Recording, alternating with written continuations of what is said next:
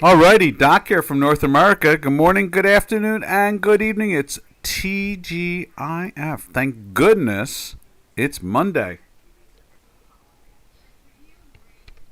I think like music should be behind that or something. It would be nice. What do we got today?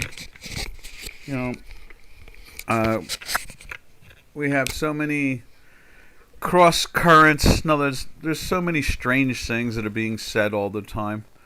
Um, I think I mean, right now, Mr. Trump is putting together his administration, and he's moving at a great pace, and he's putting fantastic people in there. And at the same time, we're seeing let's see, Pi ad block extension. Let's skip. There we go. Just trying to get to see the chat line there. I see no one has said anything on chat line so far, so not even good morning. But good morning to all of you. Let's lower some of the volumes around here from the financial channels that we have on. So, what do we got here? We have... Oh, still loud. Huh. There we go. All right. So there you can see the dollar index this morning. You see the dollar very firm. What's interesting is that we are not in a daily. We're in everything but. Let's take a look at it. I was looking at that this morning too. You can see here we just had red dots and red dots and red dots and red dots, and that's the way the math goes. Sometimes it's telling us to be cautious about the move. It means it probably is trying to tell us that there's been short-term selling and they're failing at it. That's what it's trying to tell us. Now, we're not losing. And traders, why are we not losing? Let's show you a reason why right there. We're in a weekly buy now for like 7 weeks. And you can see it also on the spreadsheet right there. 7 weeks in a buy, 8 days in the histogram buy.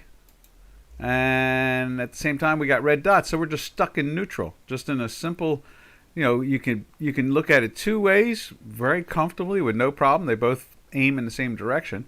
In other words, you were long for this move, and then it tells you somewhere's around in here now. I think it was right there. Let me just show you. Right there, it pushed it into the sell. Right there on the 7th. Okay? But you can't take the sell. Why? Just because it's red dots, the histogram is plus.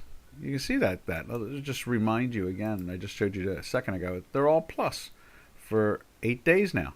So it's kind of a trapped situation where you can't be short.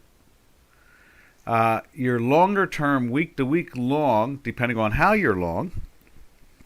And if you're just trading for the day, it's telling you to stand to the side. And that's fine. There's three positions. Be long, be short, or be neutral. It's just telling you to be neutral at the moment. Now, obviously, if you're some type of institution or a business that needs dollars, it's telling you that they're buying them and it's going up. That's fine. Is it doing it on a day-to-day basis? Not necessarily that comfortable. The math is trying to tell us to be careful here. And that's, like I said, it's probably because a lot of people keep on, in other words, and when I say people, I'm talking about like trading desks and central banks. They're all looking at this and they're going, well, they just lowered the rates. They keep on lowering the rates. So the official rate now by the Federal Reserve is that the 10-year is 0.75% below, where it's at right now.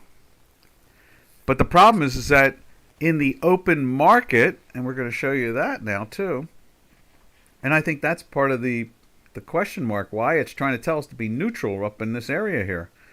And, the math always sees things, into the future that I don't see and you don't see. It always amazes me. It does it, and it's been amazing me for over 45 years now. But let's go take a look at the 10-year bond.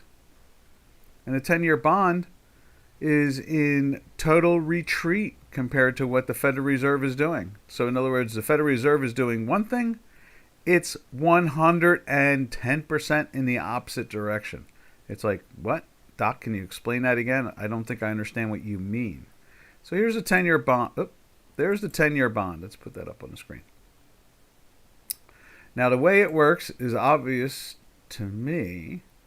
When the bond is going up like this, it means interest rates are dropping. So the Federal Reserve right here in September dropped interest rates a half a percentage point officially. Okay, but what did the market think? The market didn't think it was a good idea, obviously. Look at that. As the bond goes down in price, interest rates are rising. So the world, trading desks and, institutions and major corporations that have to move currency around and so forth are looking at this and they're saying, wait a minute, I'm confused. The Federal Reserve has dropped interest rates a half a percentage point, and at the same time, you can see it all the way down to here, they've lifted interest rates up about 3/8 to a half. So in other words, in essence, in the open market, not in fantasy world with the Federal Reserve where, they tried to tell us, for a year and a half almost there's no inflation when it went to 20%. That's fantasy world, the Federal Reserve. They dropped the official rate. So what happens? Who benefits from that? Well, obviously, the objective was to get interest rates lower so that they could go into the election with mortgage rates, but to be able to buy houses and so forth, cheaper. But it didn't work because the market sets the price. As much as the Federal Reserve declares what they're willing to pay. And the government, U.S. government, now takes that number, and that's all they pay. So now we're really in a very odd situation. With the way this thing has dropped, I mean, anybody listening to me right now can basically say that this point here where they dropped interest rates is lower in price of the bond. And then it's slammed. I mean, this is like a train wreck right there. This is basically two trains wrecking and getting crashed together. So in other words, this whole move down in the bond price has raised interest rates even higher than what they lowered them officially back in September. So they lowered them now, and then last week, or 2 weeks ago after the election, they lowered it again another quarter percentage point, which a lot of us said was a bad idea to begin with to lower them at all because inflation is lifting up again. So here you look on that screen, you see it. It's going down. That's not the interest rate that's going down. That's the price of the bond that's going down. So in other words, you buy something and you hope it goes up in value to make money. You don't buy it hoping that it's going to go down. Buy low, sell high. Okay, And so this is the quagmire we have going on. This is the confusion that's going on in the currency market. They are looking at it and they're saying for like the last 6, 7, 8 days, they're saying, no, it's not working. The Federal Reserve must have forgot to turn on the switch. They said it out loud. They put it in the news. They've made little songs and dances about it, that they're lowering the rates 3/4 of a point. And Mr. Powell finally surrendered last week. And we showed you the news press release where he said, oh, I don't think I'm lowering rates anymore. It's like, well, guess what? No one thinks you're doing the right thing to begin with, so the bond market didn't take you serious, and they raised rates on you. So as you lowered rates officially, they raised rates in the market. And so we're down 7/8, and he's lowered them a half. I'm sorry, he's lowered them 3/4. So I know it's a fraction, and for many, many moons, we used to trade in fractions, and bonds today do trade in fractions still. They trade in 32nds and 64ths. That's how minute they get. But that's where we are in the bond market right now, is that the interest rates have risen 7/8. The Federal Reserve has lowered them 3/4. Boy, is that a confusing statement to a lot of you out there who don't understand interest rates and bonds, in the sense that a bond, when it goes down in price, is going up in interest rate. Yes. That's why they've created things like the TLT and so forth. It's because people always like, oh, I don't understand. It's the bond is going down in price. And so interest rates are rising, but I thought the bond is going down. It's like, you're right. It's becoming less valuable because it's becoming more expensive. The interest rates are rising. And so that's why we see, let's go back to the dollar index. That's why we're there. And you can see at the same time, the weekly is the same way. They've laughed. Ha ha! It's in a sell. It's in a sell for 7 weeks now. It's like, sure, go ahead, lower your rates, but we're not paying attention to you. That's why they call them the bond vigilantes. Because they don't pay attention to the Fed. They do what they think is right financially. Whereas this particular Fed and chairman seem to be off course and for some reason not very coherent about markets. I mean, we saw, unfortunately, he gives us evidence to show that he's incompetent. He doesn't understand inflation. He doesn't understand recession. He doesn't understand employment. I mean, these are all crazy things. What I mean by crazy, they're doing the opposite of what they're supposedly to do that the Fed is telling it to do. That's what it comes down to. That's exactly what it comes down to. And so when we go back to the currency market, let's see. We're going to show you Bitcoin too after this, because Bitcoin is the opposition to the Fed. Right there.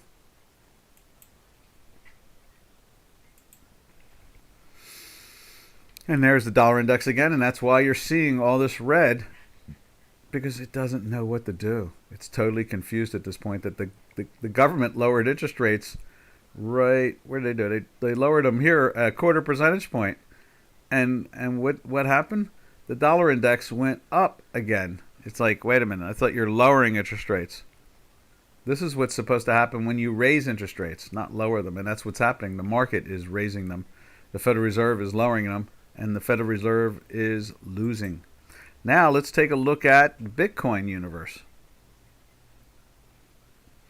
Bitcoin is a combination of many new ways of using assets. It's a new asset class. It's one who is not supposed to be a part of the Federal Reserve because, again, we've lost a lot of faith in the Federal Reserve over the years. Remember, the Federal Reserve was created back in 1912 by Woodrow Wilson, 1913 I think it is now. 1913, he got elected in 12, and he created the Federal Reserve to compete with private sector. So a non-government agency that's hired, who hires the people. The government hires who's going to hire people. So obviously it's a government, it's what they call an NGO, a non-government agency, but it's a quasi-government agency, more like it. In this case here, you can see Bitcoin has been going up. So, they lower rates in September. Bitcoin is trading in the 5,700 area. I'm sorry, 57,000 area, and you can see it drifts into. Let's see where. I think the rate.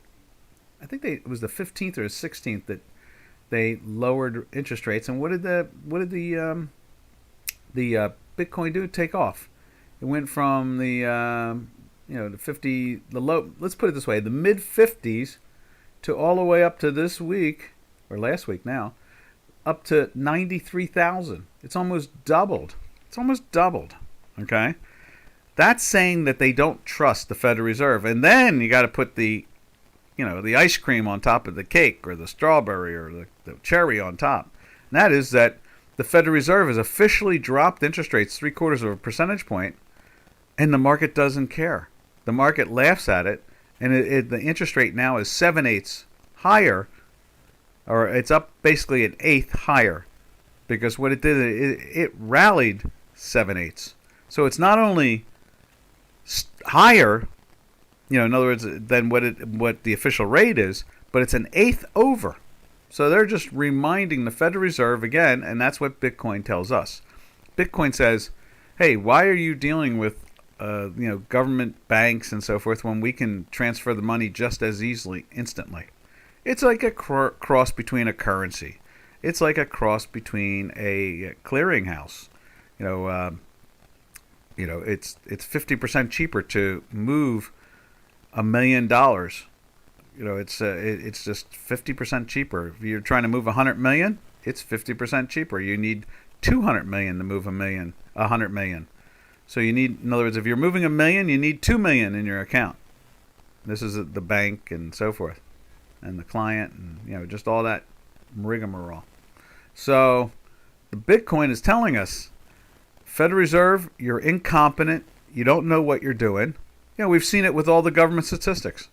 We've seen it where, they keep on saying, oh, employment is doing fantastic. It's like we haven't had we have not had an increase in private sector jobs now in 2 years and 3 months. And Mr. Powell gets up there and nobody is allowed to ask him that question like, well, how do you look at your employment number when you see that pretty much all the jobs have come from government? So in other words, they've been hiring government people to work in government agencies for the last 2 years and 3 months to keep the interest rate higher. It's like the Chinese. We know that no one wants to trust the Chinese numbers. They say they're growing at 5.6 or 6%, that type of thing. And there's a like a Moody's type of companies who rate things, and they're convinced that really China only grows about 1.6%, 1.5%, something like that. So, that's the great debate going on all the time. They don't trust China's numbers. It's the same thing. No one trusts the Federal Reserve to do the right thing anymore. They haven't been doing it for decades. How did they allow interest rates to go minus? How did they allow the world to push interest rates into a minus where you gave money to a government to buy their bond, and at the same time you had to pay the government interest, not the government paying you interest? So this is our confusion today. This is what we're looking at. We're looking at a situation where in the currencies, it's not working.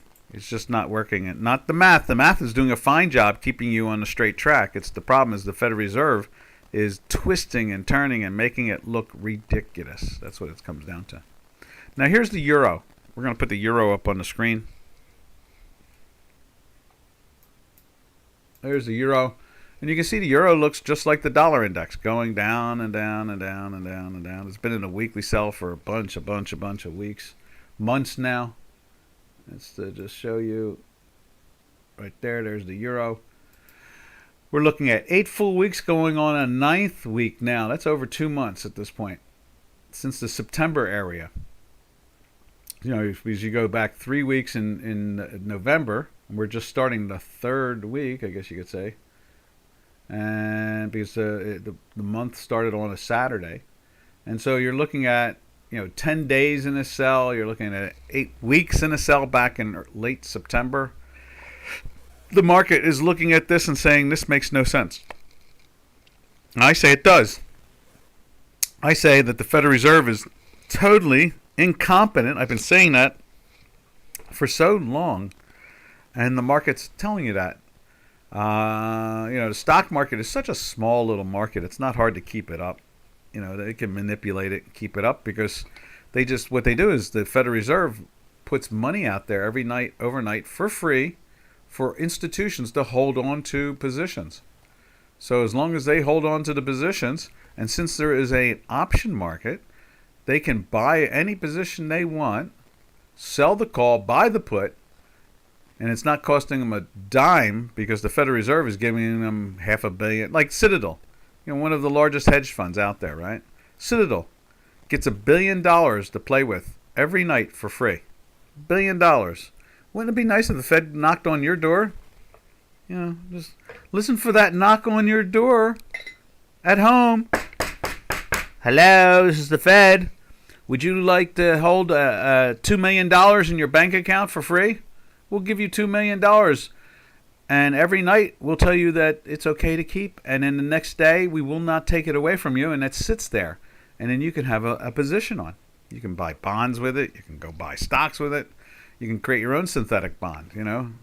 This is what we're going through, and so when I look at my math and go, what is going on with those red dots? It's because they in the very short term, they are totally confused. That's what it comes down to. But our math tells us on a weekly basis, this is what it is. It's going down, and that's what it's going to do. And don't pay attention to what the Fed is doing.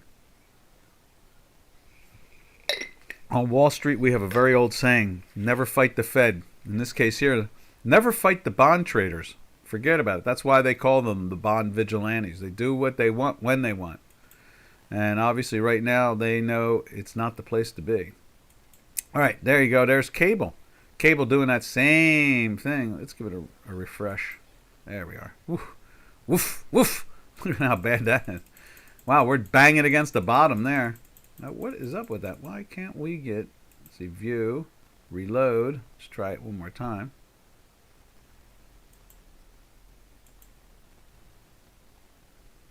Wow. Why is it buried? I guess we got to contract it up. Let's see if we can do this.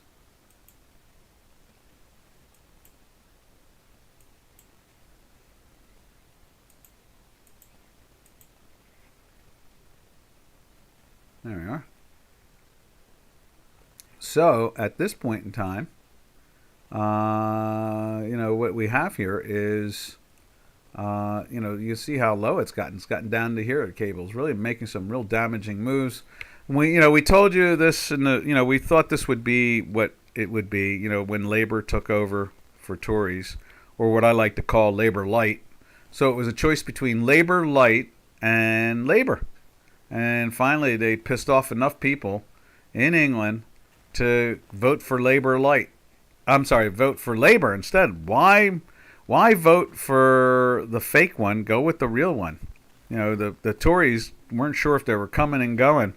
And now Nigel Farage he got elected, and his organization is really polling very strong. He may grow and push the Tories back to sanity, or push them out altogether. And Nigel Farage's organization, which took care of running England in the Brussels, might take power. We'll see. And there's the cable. It's way down, way down, and you can see it up on the spreadsheet. That's line 31 and 32. You can see 7 weeks in a sell, 5 days in a sell. It's really having its issues. Tories have raised interest rates, or raised taxes and so forth. They've really put out a budget that's got them all freaked out. And so it's done and over with when it comes to, I guess we'll probably see, I don't know what we'll see. Somewhere along the line there'll be some type of parliamentary shift, and they'll end up, people will get fed up with the Labor, and the next thing you know, there'll be another election. But they first have to have somebody to vote for. And right now, Tories have lost their reputation because they just were basically Labor Light, like light beer, regular beer, light beer, near beer, Labor Light. That's all they were. All right, and from there, we'll go take a look at the Swiss. And there's Swiss. Traders, remember, you're welcome to ask any question you would like. Ooh, you know what I didn't do? Let me just double check. I don't see Robin this morning. Let's see. Oh, he's up and running. I can see that much, so that's good. Excellent. All right, and from there's Swiss. Swiss is moving into that range that we thought was possibly going to be played, and it's doing it now, and that's why we put the lines up there. And you can see it's in that weekly buy, so it's losing against the dollar, and it's been in a daily buy for 11 days now or something like that. Let's scroll that down a little bit more. 11 days now in a daily buy, 7 weeks in a weekly buy. They realize the same thing, is that the Federal Reserve has got us all upside down. Upside down. From there, we'll take a look at yen. There's the yen. And you can see the yen is at the top end of the box. On Friday, they knocked it down. Today, they're trying to lift it back up again. It's in a sell. We can steal a couple cells here. Friday, they pushed it into the sell. It's still in the buy weekly wise. And that pressure is on it. And I think. Let me see where. I know Shanghai was down just a little bit, but let's take a look and see where the Nikkei was. Nikkei is down too. It's been down now for 2, 3, 4, 5. This is a 6-day down, but it's in a weekly buy. So it's it's a little trap there. I mean, stocks are a good thing for inflation when you see your currency losing value the way it has gone from 140 to 155. I guess it's 1.40 to 1.55. It's not as insane as the Great Experiment, but it's hurt. It hurts. I mean, it's a tenth. I guess what is that? 5.4%. I think something like that. An increase. Is that 5.4? 5/10? Maybe it's 5/10. Yeah. So I mean, it's not 5. It's mild. It's nowhere near as punishing as the Great Experiment, but it is punishing. It hurts. See it go from one. You walk into a store and you buy something for 1.40, and the next thing you know, a month later you have to walk in the store and you have to pay 1.55. It's not the worst thing in the world, but it does hurt. It'd be a lot nicer if it was still at 1.41 or 1.39 or something like that. And then from the yen, we go over to the Great Experiment, and that is the euro, Turkish lira. They had a crazy spike on Friday, and you can see here it's trying to lift, but it's in that daily sell, and we're looking at 3.5 years back now that we have not seen. This is going on an 8th week. The most we've ever seen is 9 weeks in almost, I don't know, was it 3.5 years in the Turkish lira? The Turkish lira basically it was trading at 8.5, 8.5, 3.5 years ago, playing around the 10 area. Look where it's trading right now. See that box? 36.45. Now, talk about like if you were comparing it to the yen. It would be like, it went from, 0.9 to 1.55, no doubt that's punishing, but it's not, it's not a full 100% increase. This poor thing has gone from 8.5 to 36, or, just round it out, make it 9. It's gone from 9 to 36. So you walk into the store, you pay for something, you paid 9 Turkish lira for it. 3.5 years later, you're paying 36 Turkish lira. Yeah, from 9 to 36. Talk about the explosion in inflation and irresponsible central banking. Right there. Boom. That's why we call it the Great Experiment. They cannot find a more incompetent way to run a central bank than watching. Well, maybe this goes right up there with Zimbabwe. Zimbabwe? Yeah. Used to be Rhodesia. And Nelson Mandela. Not Nelson Mandela. I can't think of his name. He promised so much he was going to bring prosperity, get rid of the white farmers. He did. He got rid of the white farmers. And the currency is up like, their currency is going to like you walk into the store 30 years ago and you buy something for 1 Rhodesian, and now you pay about 1 million Rhodesian. Can you imagine? 1 to 1 million. Crazy stuff. Irresponsible central banking, that's for sure, and governing. All right, and then from there we go to South Africa, since we were in South Africa talking about Rhodesia, and I can't think of his name. He talked so well back in the 70s and the 80s and promised so much, and he destroyed their economy so quickly. And it's been a disaster ever since. Let's see if we can find the name of it again. So, Rhodesia.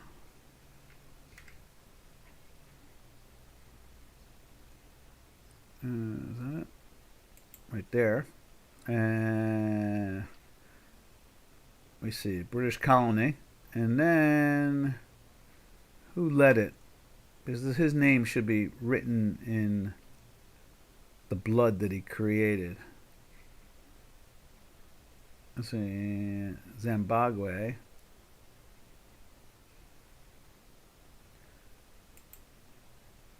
Let's see if I can find his name. Let's see, Smith was. They declared independence, and let me see, what was the guy's name? He deserves to be mentioned here, because he buried the poor place just the way Turkey is going. I can't find it. They're hiding his name now. I guess they don't want to talk about his name. He ran the country for 35 years, and the inflation went into the millions. Let's see. Rhodesia. I just don't see his name. And he talked like a gentleman, too. I love it. They're hiding it. They're hiding his name, who ran the country for, it hasn't jumped out. Prime Minister John Voster, no. How about, let's see. I love it. They hide it very well. That's the world media, you know. They do their best to hide reality. That's what it really comes down to. We'll find it. I want to say his name out loud. I can hear it in my head. I can't remember how to say it, but he destroyed that economy. Just the way Erdogan is doing in Turkey. Wow, they do a good job of hiding names. Rhodesia, all they want to talk about is Rhodesia, and they say Zamboga. The name Zamboga is broken down and can tell you all this other stuff, but they will not tell you who was the dictator for 35 years. Let's see. After taking office, Prime Minister Okay, let's see. Robert Mugabe, that's it. Right there, finally, I found it.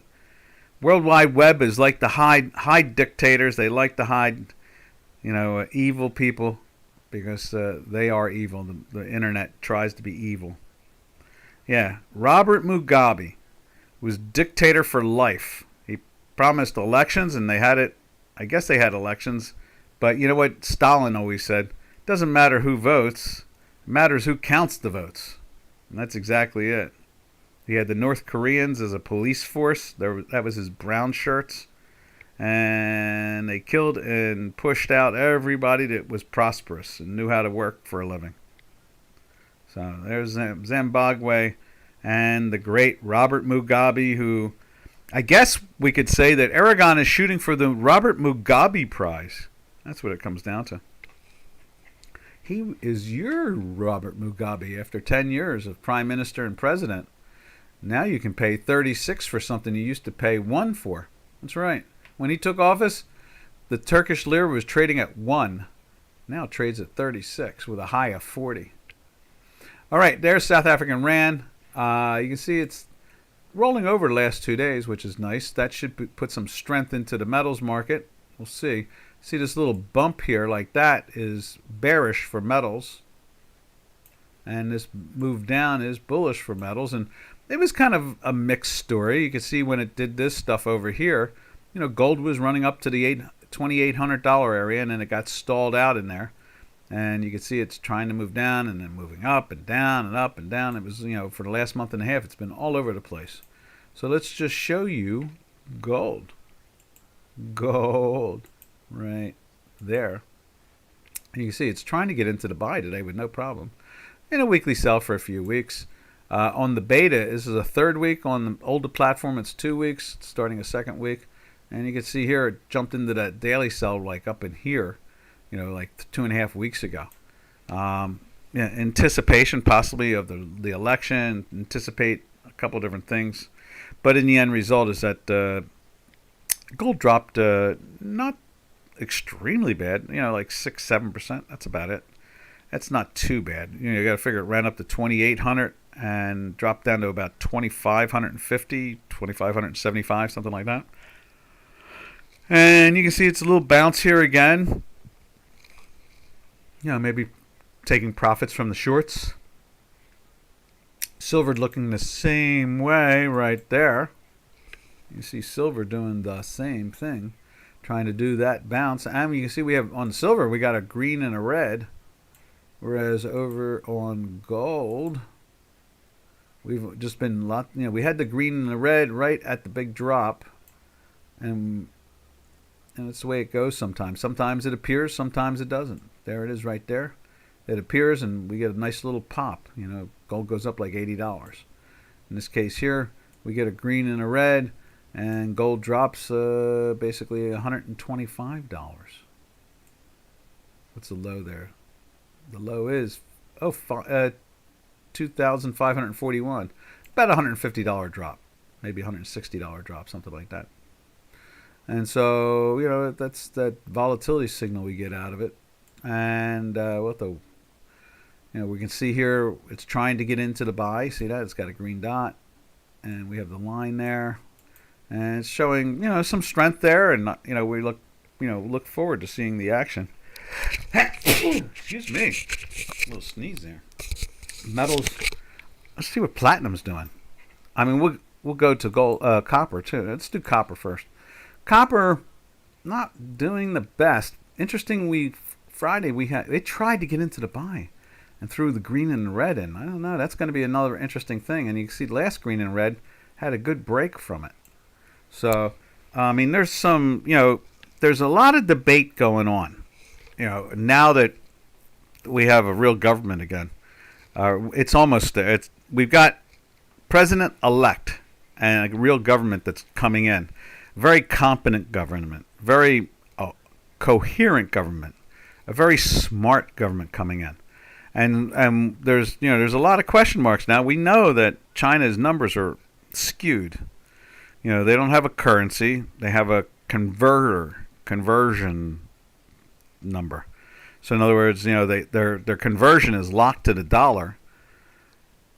For a country that keeps on saying it wants to dominate the world economically and get rid of the dollar, how do they plan on doing that when they don't have a currency that floats? It's central planning. It's like CCP and CCCP of old, the defunct Soviet Union, and the Chinese Communist government. Doesn't make a lot of sense. First thing I recommend to them, if they really want to be the world's reserve currency, float your currency. Have a currency. Have a currency. Forget about floating it. Just have one. We don't even have. There is no Chinese currency. There is a Chinese conversion. You can buy this because the Central Bank of the People's Bank of China sets the price every day, and at the same time, it's locked to the dollar. So, is it me? Am I the crazy person here, or is the rest of the world the crazy person out there? That's what I want to know half the time. Because sometimes I start to wonder. I mean, plenty of us see this, but do plenty of us talk about it? I mean, how about floating their currency first? Have a currency. No, forget. I keep on saying floating the currency. Just have one. Where you have a currency, the market decides what its value is. Done. That's it. You want to be tough? You want your currency to be valuable? Well, then put your money out on it. Let it be. Let the world decide. So there's copper, and it's not exactly showing us. I thought that's this action here we had right on the election. Look at that action right there. We should have like a circle around that. We'll change the color to it too. That was the election. We're going to put like an E in there too. I mean, that's the funny part.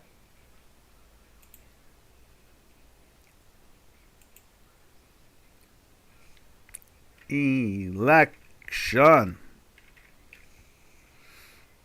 And we'll go like that. We'll bring it down to a 10 or something like that. There we go. Look at that action we get from it. Isn't that funny? I think that's very funny. They slam it down. That was the 6th, the day after the election. The buyers come roaring in, and then we get a green and a red. and they sell it off again, and then what has it done? It's gone down.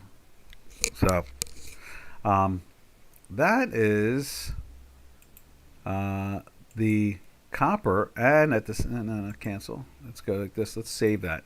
I'm going to save this workspace like that. I want to leave that there because that's really like a new starting point, I guess you could say. Now you can see it's trying to get into the buy today, right there. And at the same time, we have a green and a red. So they're saying something's coming around the corner. Let's see what it is. Last green and red before this previous one, or I'd say like the third one back, is right there where it just went sideways. Tried to lift, had a spike 2 days later, which, it always seems to take 1 or 2 days, and then rarely is it 3, makes its move. That was the move right there.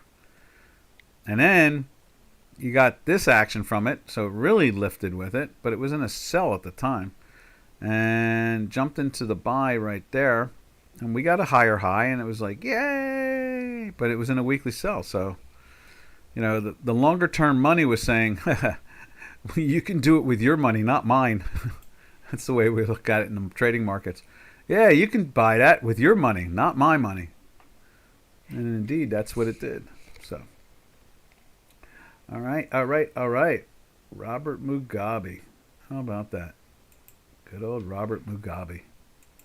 And Mr. Aragon seems to be moving in the same direction, only has way more resources, a better economic situation, and an educated workforce, and they have resources and so forth. That's why it's not going totally the way of Zimbabwe. Some of the cities are managed by the opposition party. They just can't seem to get rid of him as president. That's all. He seems to have the national elections locked up like the way the Democrats have done throughout the years here in the United States. From there, we'll go take a look at platinum. I'm hoping platinum, I haven't even looked at it today, but I was thinking, wow, maybe it's up. Yeah, it's doing good. Okay, it's up. I was really surprised that it even got down to the 950 area after being up at the 1050 area. It did surprise me. But you know what? We went into that weekly sell 3 weeks back. Now we're starting a fourth week. And you can see the fast is trying to move up here right there. The slow is still underneath the manifold. You can see it from the white. And so, there's some pressure. Again, central banks, are distorting the metals market. Why is platinum less valuable than gold? No idea. Same thing with silver. Silver, I mean, it's, all-time highs 2 weeks ago in gold, 2,800. Silver gets to 35 when the all-time high is 55. It's still 40, not 4. 40% below its all-time high. That's always a warning sign to me. It means money is not coming into it. All right, from there, I guess we'll go now take a look at the energy sector. Let's see what's going on in energies this morning. I saw oil up like 30 cents or 40 cents, something like that. But it's in $67 area, so. Let's take a look at Brent first. I saw that in the 71s. ZB, right? Is it ZB? BZ, I think. BZ? Let's see. Where are you, Brent? There it is, BZ. Let's put it up on the screen so you can see that. And there is the, it's down. Friday was down. And today, it looks like it's up a little bit, like a little pop. Yeah, you see that? See, it's just a little bit. Made a new low, or played with these lows. These are basically some type of support areas. Interesting, it's on the angle, no less. And now we're starting to try to make lower. It's very tight to say lower lows are trying. Let's put it that way. And then, so it's just firm a little bit, you can see it's 2 days in a sell right there. Oop, let's go like that. There we are, 2 days in a sell. Especially with the red dots. And we are going on a second week in a sell. So right there. Pressure on that. You can see overall there's been a great amount of pressure. 4 out of the last 5 weeks now in the sell zone. So it just tells you, we were up here. Let's see. Let's see how we do this. Let's go like this one over to here like that. And that is, what's the date on that? That is, let's just give it a refresh.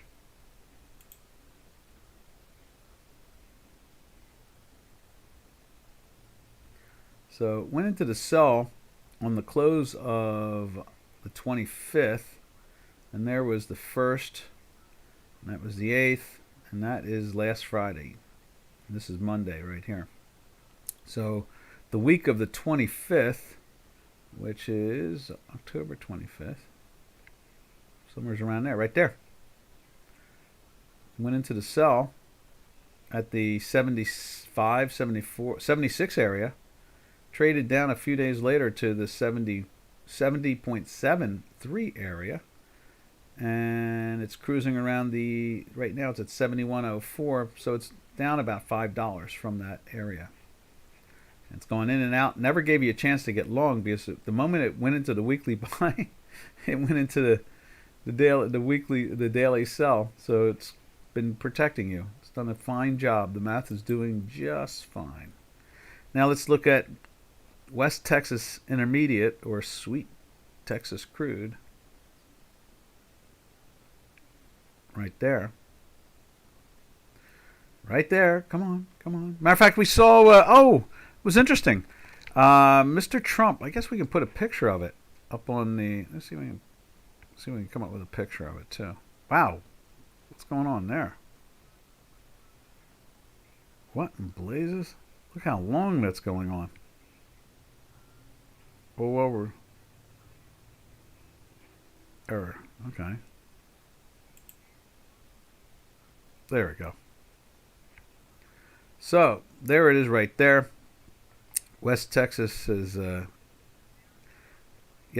Friday it closed at 67.01, basically 67.02. And today it's trading at 60. Oh, right now it's below it. No, 01. 01, right? Yeah, 01. So it's up 8 cents. That's all. And was interesting. We had some interesting fights over the weekend. We had a heavyweight championship in the UAF. The fighting, boxing and kicking, and martial arts combined together with boxing. Then we had a boxing match with Mike Tyson, who's 58 years old.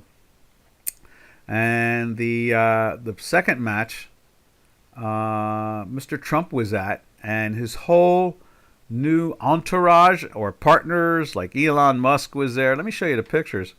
Let's see if we can find it. Let's see if we can go like this. Let me just go like there. Let's see if we can find the pictures like there. Wait till you see these pictures. What a hoot. And Aramco's Saudi, I'm not sure, he's not a prince, I don't think, but the Saudi chairman of the company of Aramco was sitting with President Trump, with Elon Musk and Bobby Kennedy and Vivek Ramaswamy. The whole gang was there, and their wives. It was very entertaining. Let's see if I can find the picture. We'll find the picture and put it up on the screen here. Let's find that picture. There it is right there. There we go. There it is. Oh, this is a brilliant picture. We're going to bring this over on the screen.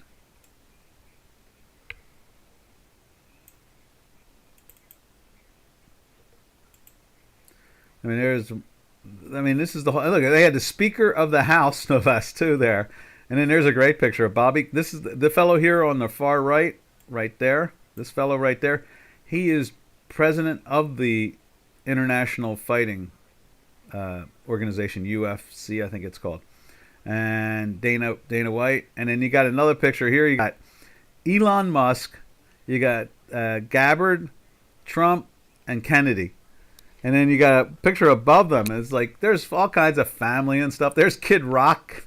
Kid Rock's right behind the speaker with his hand on his shoulder. I mean, it's just wild. You're talking about incredible things. Matter of fact, the fellow who won Let's see if we can find this. Let's move this off the screen here. The guy that won the championship, the world championship in that fighting arena. Um, let's see if we can find it. It was really good. Is that he tried to give Trump his belt? In other words, when you win, you're the heavyweight champion of the world. And you end up with a belt. Let's see if we can get this something there. There it is right there.